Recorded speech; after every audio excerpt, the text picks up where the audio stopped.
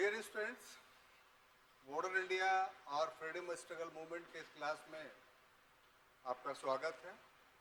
हम लोग छुट्टी से पहले पिछले क्लास में अपनी बातों को सिविल डिसोबीडियंस मूवमेंट पे ख़त्म किया था, यानी सविनय अवज्ञा आंदोलन पर।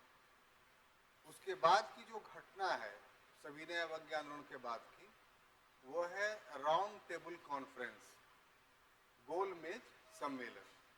तो सबसे पहले हम ये करते हैं कि इस राउंड टेबल कॉन्फ्रेंस का अर्थ क्या होता है, यानी मीनिंग क्या होता है, पहले इसको समझें। तो किसे कहते हैं राउंड टेबल कॉन्फ्रेंस या गोल मेज सम्मेलन? क्या आप बता सकते हैं?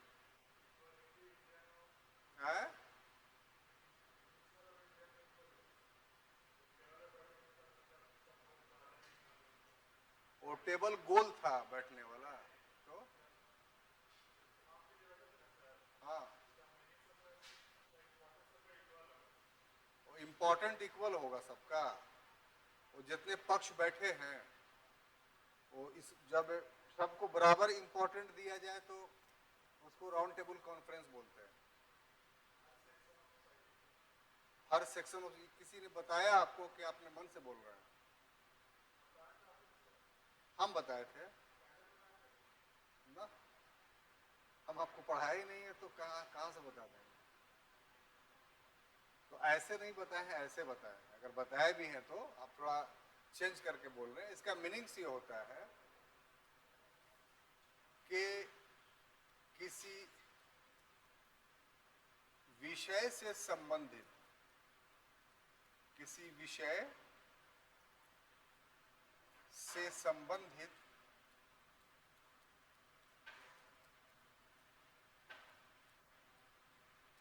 सभी पक्ष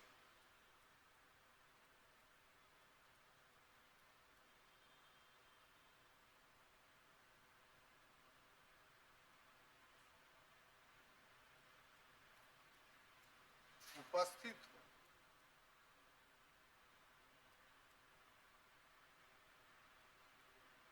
तो उसे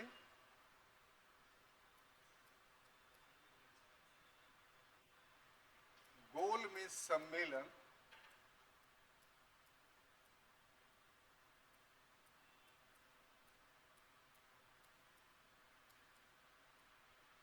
कहा जाता है।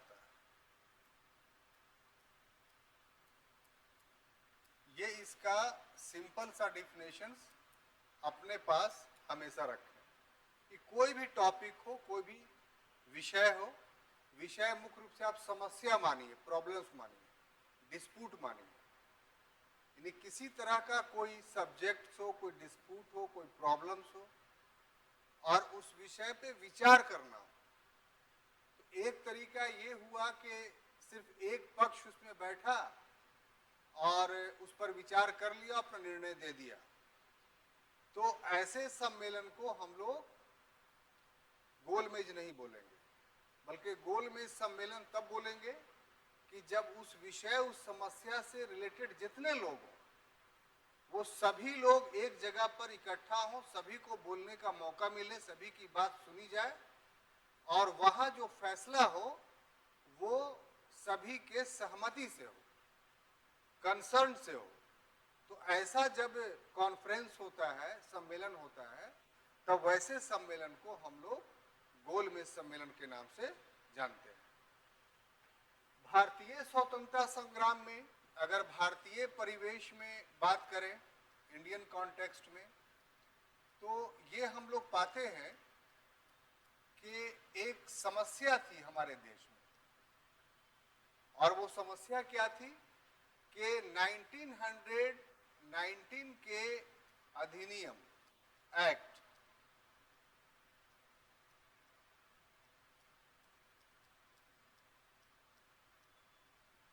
की सफलता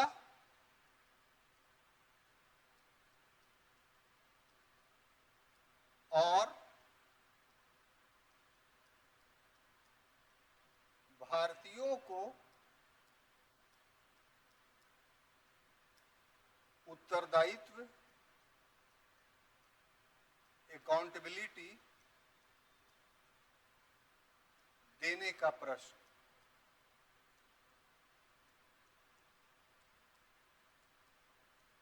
ठीक है, ये समस्या थी।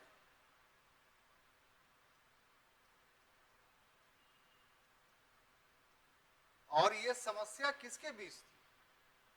तो भारतीयों और ब्रिटिश सत्ता के बीच में कि दो बातों पर विचार करना था। एक बात तो ये कि 1919 का जो एक्ट लागू हुआ उसमें जितनी सत्ता भारतीयों को दी गई थी, जिससे भारतीय असंतुष्ट थे, वो कहां तक सफल हुआ है, इसकी जांच करना। और यदि कुछ कमी रह गई है तो क्या कमी रह गई है, इसको कैसे पूरा किया जा सकता है। और दूसरा प्रश्न कि भारतीय नेता 1919 के अधिनियम से सेटिस्फाइड नहीं थे और बराबर जो है मांग कर रहे थे कि जो वादा चेम्सफोर्ड सुधार में किया गया था भारतीयों से कि हम अधिराजत्व डोमिनियन स्टेटस देंगे, वो तो इस पे पूर्ण रूप से दिया नहीं गया। तो हमें पूर्ण रूप से डोमिनियन स्टेटस दिया जाए। डोमिनियन स्टेटस का अर्थ क्या था कि उन्हें भारतीय शासन में भागीदार बनाना, यानी उन्हें जवाबदेही देना, अकाउंटेबिलिटी देना। तो क्या भारतीय इस योग्य हैं कि उनको उत्तरदायित्व दिया जाए, या दिया जाए तो यहाँ एक पक्ष तो है नहीं, किसको दिया जाए, किस रूप में दिया जाए। तो इन सारे प्रश्नों पर विचार करना था। और इन प्रश्नों पर क्यों विचार करना था वो देखिए कि ये जो समस्या थी, इसके समाधान के लिए, रिजॉल्व के लिए साइमन आयोग का गठन किया गया था, और जिसको हम लोग पूर्व में पढ़ चुके हैं, है ना। तो साइमन आयोग ने अपना रिकमेंडेशन, अपनी संस्तुति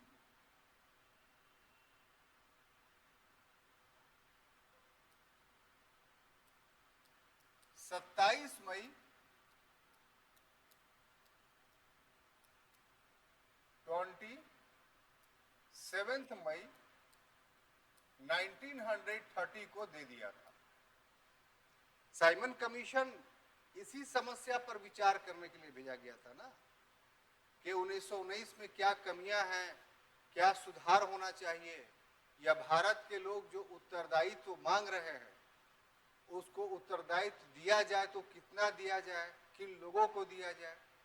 इन्हीं सभी विषयों पर साइमन कमीशन की रिपोर्ट जो है 27 मई 1930 ईस्वी को प्रकाशित हुआ।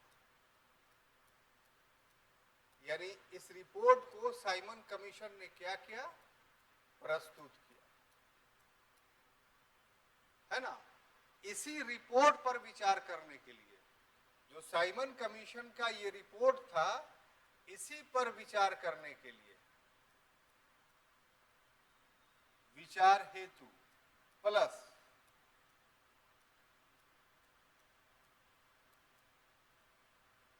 नवीन अधिनियम, या जगह जगह संविधान भी लिखा रहता है, नवीन अधिनियम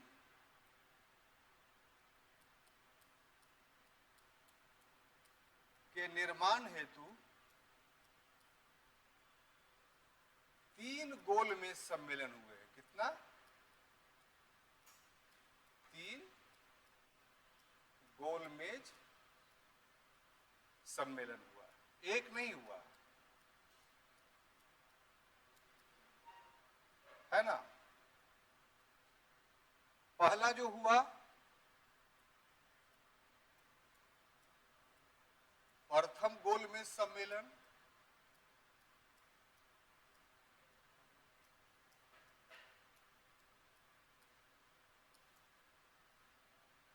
ये हुआ आपको 12 नवंबर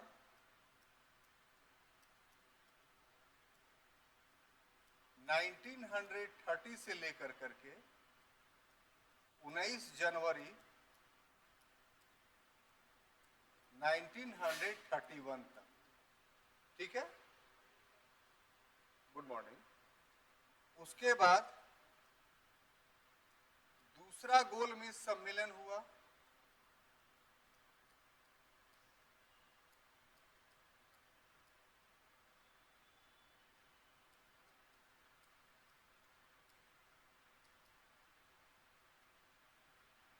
वो 7 सितंबर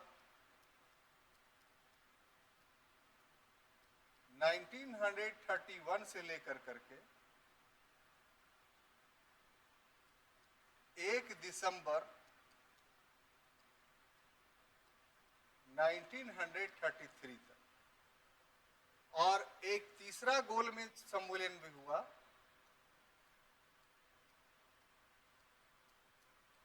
थर्ड राउंड टेबल कॉन्फ्रेंस,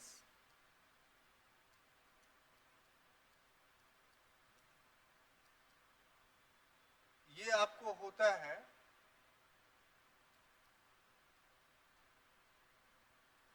17 नवंबर से लेकर करके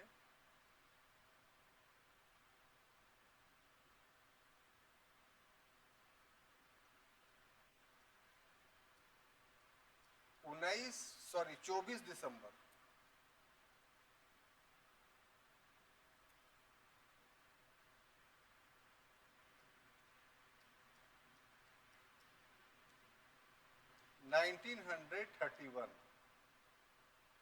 अब देखिए, ये जो 3 गोलमेज सम्मेलन हुआ, इसको थोड़ा समझ लिया जाए।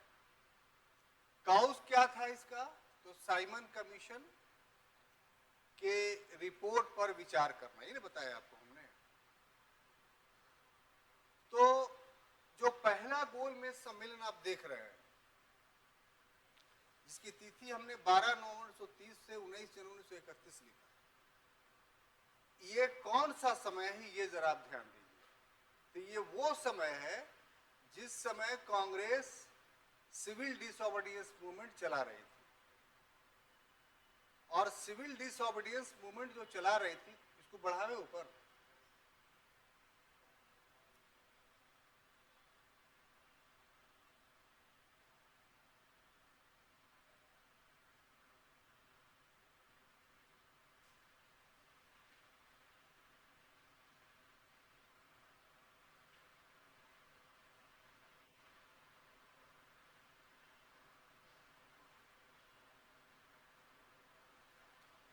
तो जो कांग्रेस के नेता थे वो अधिकांशतः जेल में बंद थे। इसलिए ये जो प्रथम गोलमेज सम्मेलन हुआ, सॉरी,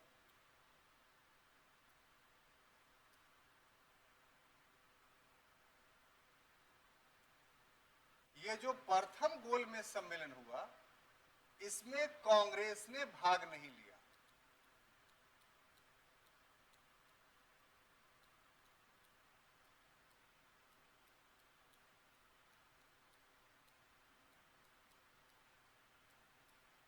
ठीक है। 89 लोगों को अंग्रेजों ने बुलाया था लंदन में, लेकिन सेंट जेम्स पैलेस जो वहां का हॉल था, वहां 89 भारतीय प्रतिनिधि शामिल हुए थे।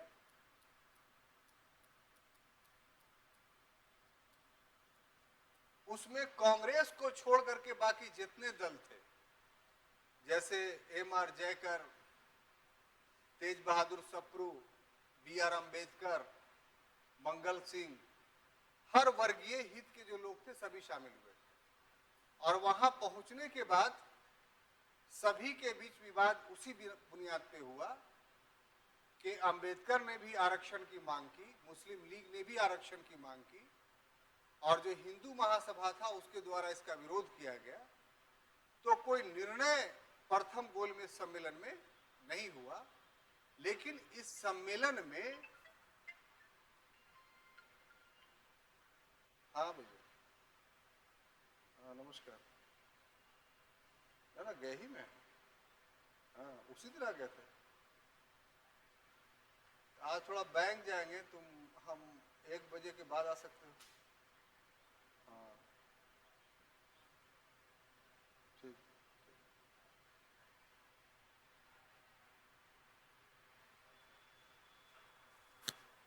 तो अंग्रेजों ने जो प्रथम गोलमेज सम्मेलन का रिजल्ट दिया वो ये दिया कि अखिल भारतीय संघ बनेगा,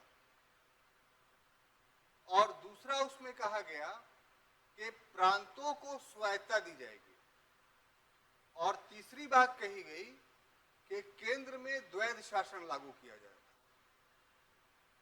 फर्स्ट गोलमेज सम्मेलन में जो प्रस्ताव पारित किया गया, जो भारतीयों के सपोर्ट से नहीं बल्कि अंग्रेजों ने खुद प्रस्ताव पारित कर दिया, जो जॉर्ज पंचम थे वहां के सम्राट जिन्होंने इसका उद्घाटन किया था, और मैकडोनाल्ड जो प्रधानमंत्री थे जिन्होंने अध्यक्षता की इस प्रथम गोलमेज सम्मेलन की, उन्होंने अंतिम में प्रस्ताव पारित कर दिया कि 3 प्रस्ताव पारित किया जाता है। पहला, एक अखिल भारतीय संघ का निर्माण किया जाएगा। ये अखिल भारतीय संघ का मतलब समझ रहे ना, ऑल इंडिया यूनियन। इसके अर्थ को समझे आप? आपके शक्ल देखने से ऐसा लग रहा है कि ऊपर से बह रहा है आप। तो यहाँ पर अखिल भारतीय संघ का मीनिंग्स ये हुआ कि ब्रिटेन का सिर्फ 64% भाग पर ही अधिकार था, यानी ब्रिटिश सत्ता 64% भाग पर ही थी, बाकी 36% भाग पर देसी रियासत थे, जो प्रिंसले स्टेट थे, जो भारत के ही राजाओं महाराजाओं के थे। तो ये अलग क्षेत्र था, ब्रिटिश प्रांत अलग क्षेत्र था। तो जो कानून बनता था वो ब्रिटिश प्रांत पे लागू होता था, शासन चलती थी ब्रिटिश प्रांत पे चलती थी, देसी रियासतों पे नहीं चलता था, वहां के राजाओं का शासन चलता था। तो इसमें पहली बार भारत को एक करने का प्रयत्न किया गया कि हम अखिल भारतीय संघ बनाना चाहते हैं। अखिल भारतीय संघ का अर्थ यहां पर यह हुआ कि देसी रियासत और ब्रिटिश प्रांत दोनों मिलकर के एक भारत कहलाएंगे, ठीक है।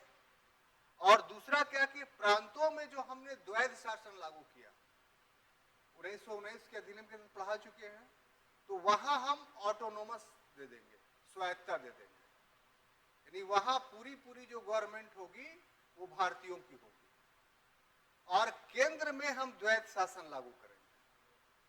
ये फर्स्ट राउंड टेबल कॉन्फ्रेंस में पास हुआ प्रस्ताव था, प्रोपोजल था। क्या हुआ कि कांग्रेस ने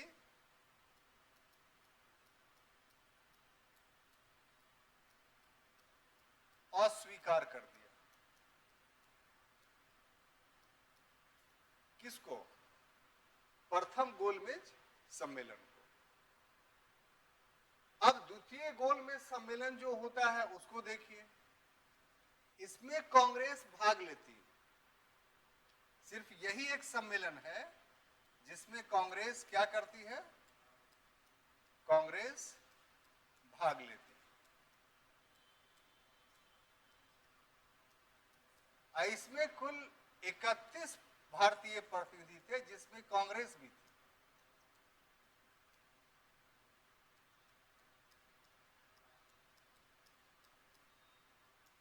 इसकी बातें थोड़ा जान लीजिए।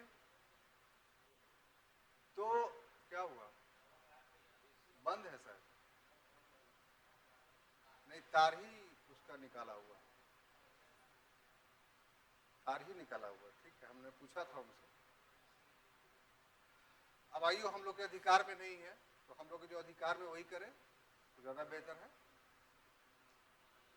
इसमें थोड़ा सी बात समझिए कि जो द्वितीय गोलमेज सम्मेलन हुआ उसमें पहली बात जो हुई वो बड़ा अचंभा करने वाली बात थी, और वो क्या था कि देसी रियासतों ने खुद प्रोपोजल रखा कि हम भारतीय संघ का निर्माण करना चाहते हैं, जबकि वो उनकी सत्ता के समापन का संकेत था। ये अब क्यों किया उन्होंने ऐसी घोषणा, ये एक अनुसंधान का विषय अभी तक कोई भी हिस्टोरियन इस पर कोई बात नहीं कहा कि कौन सी साजिश थी, कौन सा प्रलोभन दिया गया। तो आपको सिर्फ इतना ही जानना है कि देशी रियासतों ने खुद प्रस्ताव रखा था कि साहब हम भारतीय संघ में शामिल होना चाहते हैं।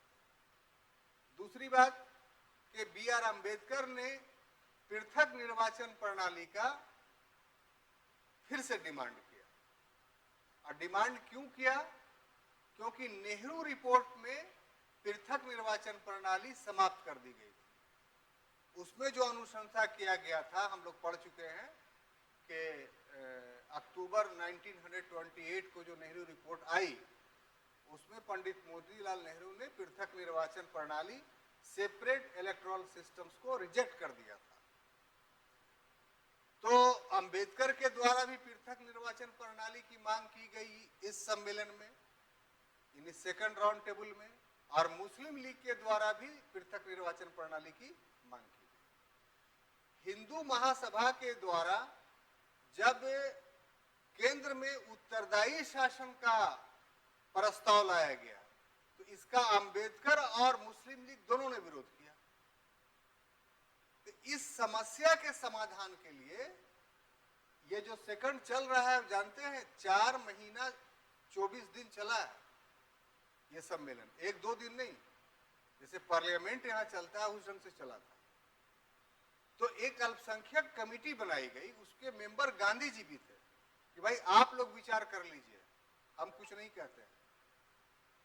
तो वहां विचार किया गया, कोई निर्णय नहीं हुआ और अंततः ये द्वितीय गोलमेज सम्मेलन समाप्त हो जाता है।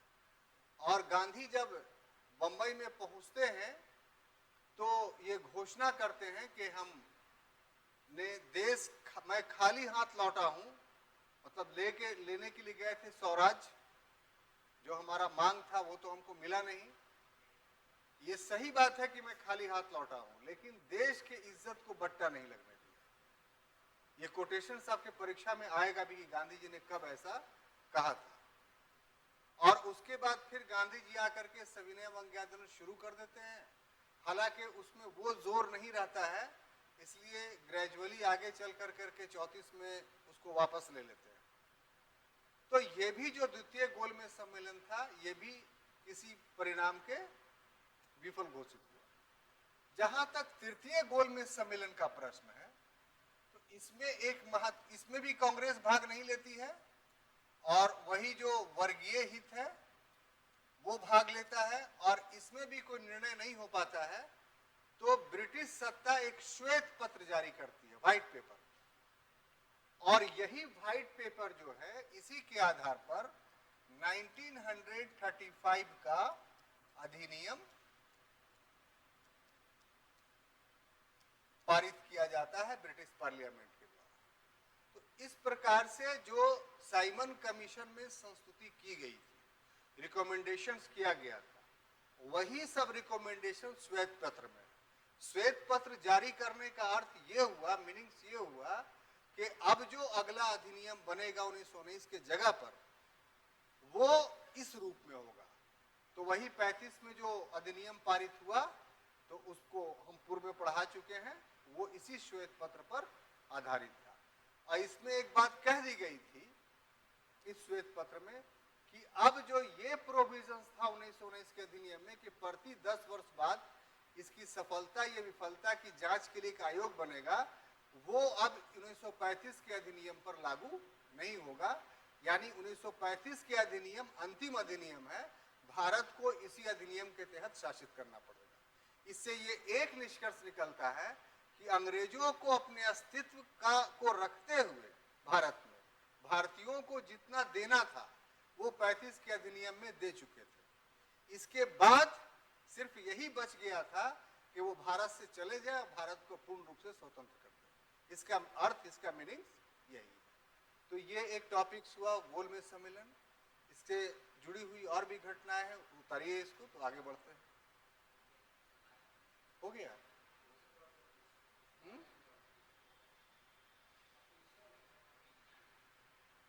नहीं समझ रहे क्या बोल रहे हो?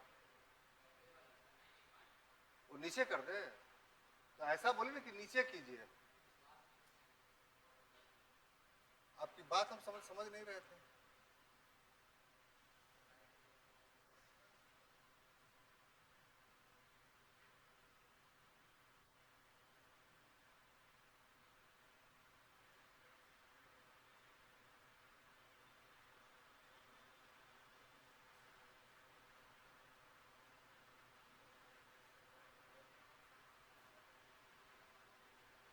लिखिए जल्दी, फिर ऊपर करना होगा। आप लोग नीचे वाले लिख लिए थे, आप लोग कंप्लीट हो गया।